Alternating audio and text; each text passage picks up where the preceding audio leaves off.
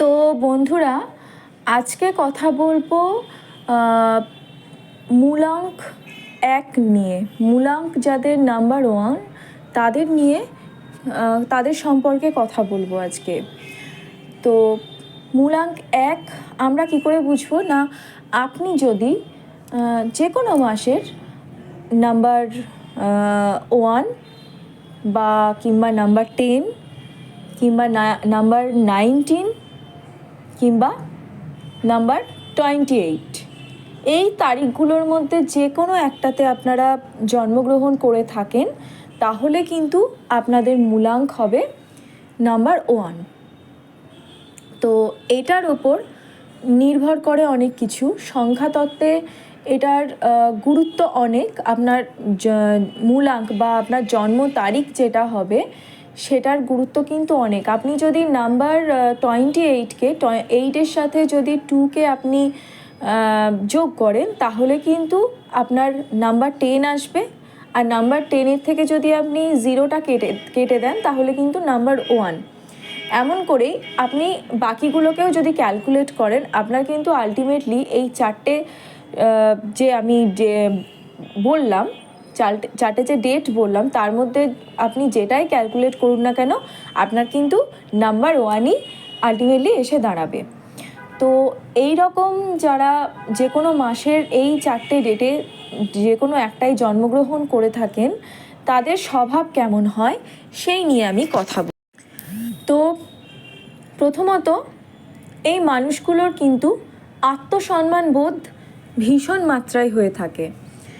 আপনি কিন্তু যাই করুন না কেন, আপনি যদি এদের আত্মসম্মানে আঘাত করে থাকেন, তাহলে কিন্তু এরা আপনাকে যতই ভালোবাসুক না কেন, যতই কাছের মানুষ হোক না কেন, এদেরকে কিন্তু আপনি আপনার কাছে রাখতে পারবেন না।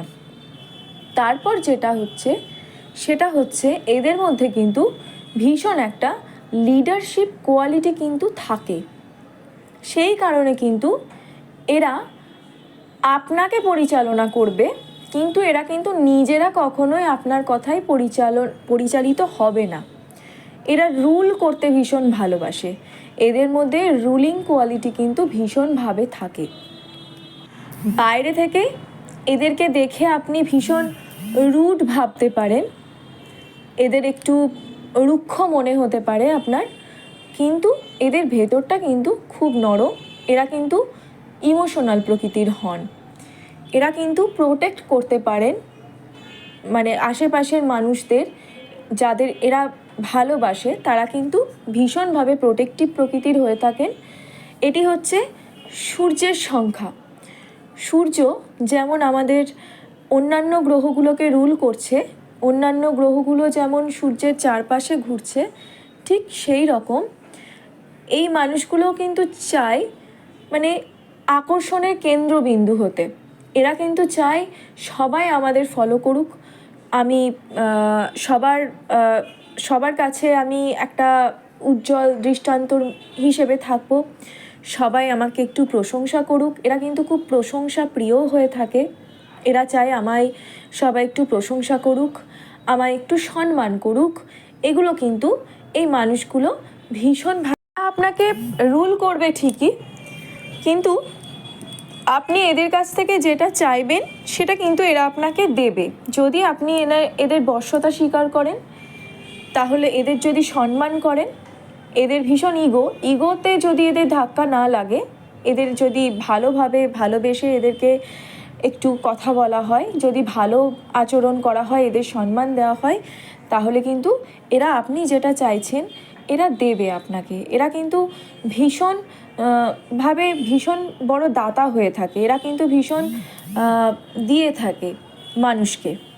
তো এই জিনিসটা কিন্তু এদের মধ্যে আছে। এরা কিন্তু ভীষণভাবে মানুষকে দান করে থাকেন সব কিছু।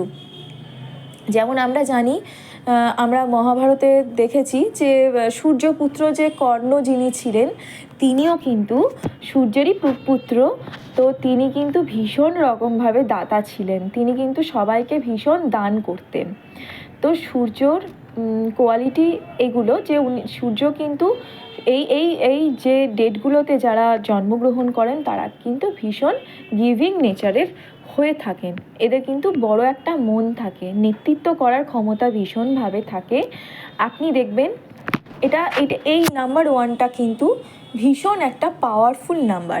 আপনি দেখবেন ঐশ্বর্য রায়, উনি কিন্তু ওনার কিন্তু ডেট অফ বার্থ 1 নভেম্বর, উনি কিন্তু ওনার কিন্তু মূলাঙ্ক কিন্তু নাম্বার ওয়ান। তো আপনারা দেখতেই পাচ্ছেন উনি কীরকম কত বড় পজিশনে গেছেন। তারপর আপনি দেখবেন রতন টাটা, তারপর আপনি দেখবেন মুকেশ আম্বানি, আর আমাদের যে প্রধানমন্ত্রী ছিলেন মহিলা, তিনি ইন্দিরা গান্ধী, তিনিও কিন্তু নাম্বার ওয়ান ছিলেন। তো নাম্বার ওয়ান কিন্তু একটা ভীষণ মানে কি বলবো, ভীষণ রকম একটা পাওয়ারফুল নাম্বার। তার মধ্যে নেতৃত্ব করার কোয়ালিটি, তার মধ্যে যদি রুলিং নেচার না থাকবে তাহলে সে দেশ পরিচালনা করবে কিভাবে। তো নাম্বার ওয়ানের এই কোয়ালিটিগুলো কিন্তু ভীষণ রকমভাবে। আর যেটা আমি বলবো নেগেটিভ দিক, যেটা আমি বলবো সেটি হচ্ছে এরা মনের কথা সবসময় এক্সপ্রেস করতে পারে না, সবসময় ভাবেন একরকম আর বলে ফেলেন আর এক রকম। যেহেতু এদের মধ্যে একটু ইগো বেশি থাকে, সেই কারণে হয়তো যাদেরকে ভালোবাসেন তাদের কাছে নিজের মনোভাবটা সেইভাবে প্রকাশ করতে পারেন না, হয়তো ভাবছেন আর এক রকম। এদের রুড বিহেভিয়ারের কারণে হয়তো এরা বাইরেটা দেখাচ্ছে অন্যরকম। তো অনেক সময় হয় কি, যারা এদেরকে ভালোবাসেন তারা কিন্তু অনেক সময় এদের ভুল বোঝেন এবং এদের থেকে সরে যান, এদের থেকে দূরে সরে যাওয়াই তারা মনে করেন শ্রেয়। তো এদেরকে কিন্তু রিলেশনশিপে কিন্তু ব্রেকআপের সম্মুখীন কিন্তু হতে হয়। আর একটা যেটা, সেটা আমি বলবো, এনারা যদি যেরকম সূর্য, যেরকম প্রতিদিন আমাদের কোনো দিন সূর্যদেবের কামাই নেই, প্রত্যেক দিন উনি সকালে উঠছেন, আবার বিকেলে সন্ধ্যের দিকে উনি আবার অস্ত যাচ্ছেন, সেই কোয়ালিটি যদি এদের মধ্যে চলে আসে, টাইম টু টাইম যদি করতে পারেন সব কিছু, তাহলে কিন্তু এনাদের পক্ষে খুব ভালো হবে। আর 2025 যে সালটি আসছে সেটি কিন্তু এই যারা নাম্বার ওয়ান মূলাঙ্ক যাদের আছে তাদের ক্ষেত্রে কিন্তু খুব সুখকর হবে। তো সবাই সুখে থাকবেন, ভালো থাকবেন, হাসি খুশি থাকবেন, এবং কার কার সাথে এটা রেজোনেট করলো, কে কে আমার সাথে একমত হলেন, অবশ্যই আমাকে কিন্তু কমেন্ট করে জানাবেন।